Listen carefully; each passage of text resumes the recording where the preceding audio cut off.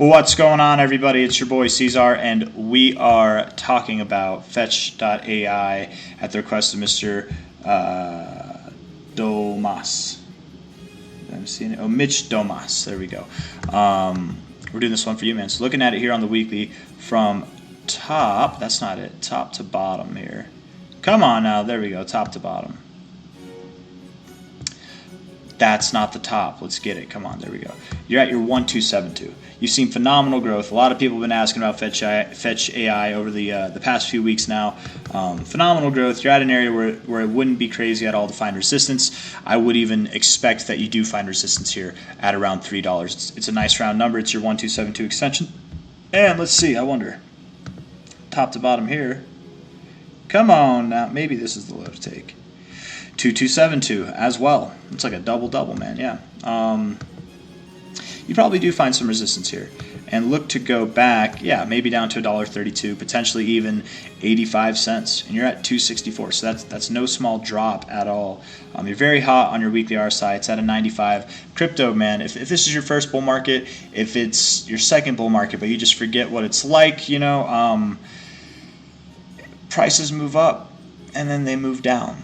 And then they move up more, and then they move down again, but at a higher low. So here we are at our higher high. If we come back down to the 886 to the 0.1, anywhere between about 88 cents to $1.27, that's a higher low, and it's fine. And crypto does swing very dramatically, sometimes in a short amount of time, sometimes in a long amount of time. We could absolutely, you guys, it could very well be months, 4 months, 6 months, more months, less months, before we see this high being taken out again.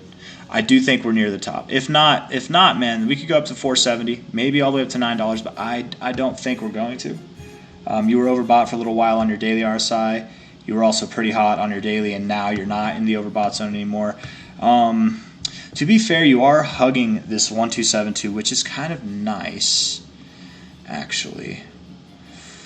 Oh, that's not easy. The fact that you're hugging it is nice. I'm not going to lie. I do like that. You could still go all the way back down to like $1.56 and still look fine for immediate continuation upwards. So I suppose as long as you are above $1.56 on a closing basis, you're probably fine to go to like $4.70. I know, man, I know. Total 180. I went from being somewhat immediately bearish to hopefully bullish. That 4-hour doesn't look positive. The one thing with the daily is you were overbought for a while and now you're not. But I like the price action, but that can change, man. That really can change. Maybe 156 isn't really what we need to look at. Maybe it's the price, like the trend here. Yeah, man. Maybe if you break like $2.10.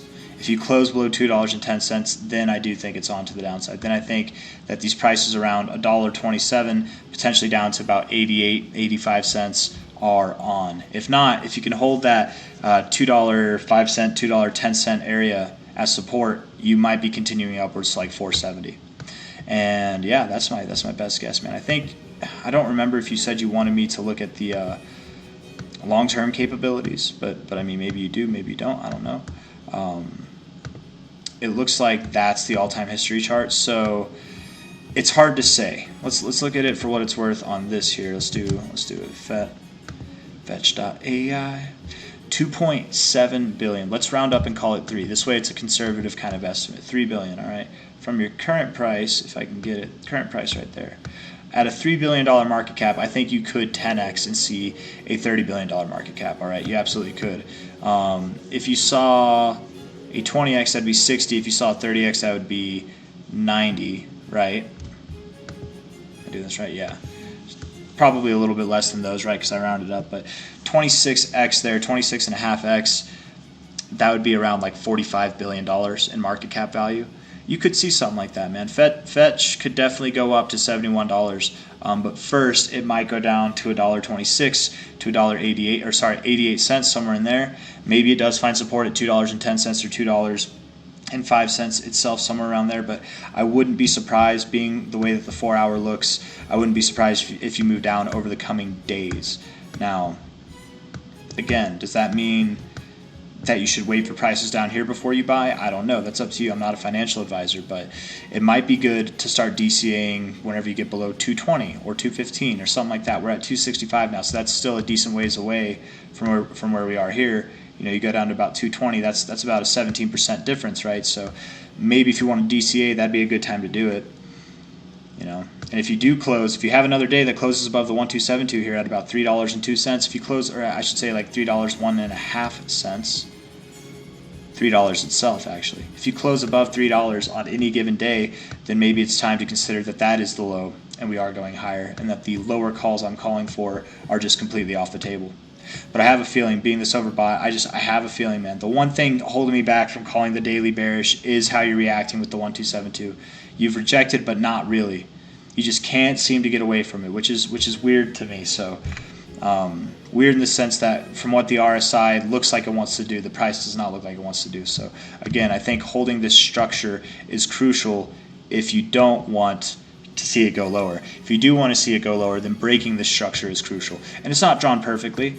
Maybe it's more like this, whatever. Something, you can see what I'm going for whenever I say structure, right? You can see it with your eyes. If you break this structure, likely you will return to places that make sense to find support, the 100 or the 886, but you could go lower. But this is the area that I'd be looking for. But until then, let's focus on, again, that $2.05 to $2.10 area. Really, I think if you close below 2 cents, you should start sweating. You can go below there, but don't close below there. Okay, you could wick below this line, don't close below the line if you want to see it go up. If you do want to see it go down, don't get excited over a wick, get excited over a close. We need confirmation, man. That 4 hour is looking a little bit bearish. And the weekly was very hot, so it wouldn't be crazy at all if you went down. That's my genuine opinion, back to like what I started with. But it would also not be crazy if you weren't done and you had just a little bit more to go in relativity to the rest of this move. Obviously I think you'll go here toward the end of the cycle, maybe even higher than that. But you could, in the more immediate terms, go up to about 470. It is possible. Anyways, man, that's all I got. I'm repeating myself now. It's all regurgitated information. So if you guys like the video, hit that like button, subscribe if you want to see more. Thank you all for coming. I'll see you on the next one. Take care of yourselves. Bye-bye.